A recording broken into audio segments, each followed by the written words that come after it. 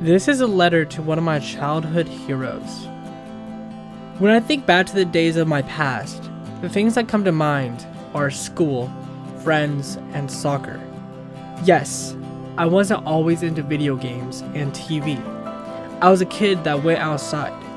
That was until I got my first console, the Nintendo Wii. And then I got my first handheld, the Nintendo DS. The first game I got on my DS was Pokemon White, the start of my Pokemon game experience. But that was not the introduction to Pokemon as a whole for me. Even before I got my DS, I watched YouTubers play Pokemon, and I myself was watching the Pokemon anime. And I remember I became obsessed with it, and as a result, Ash became one of my heroes.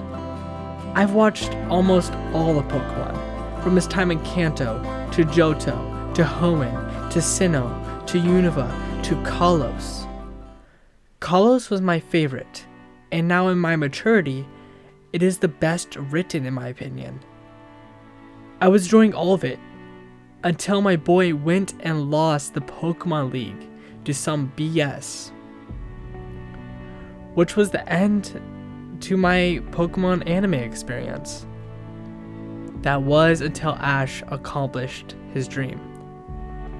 And when I tell you, I dropped everything just to watch all of the final 8 duke it out to be the very best that no one ever was. I'm sorry, I had to.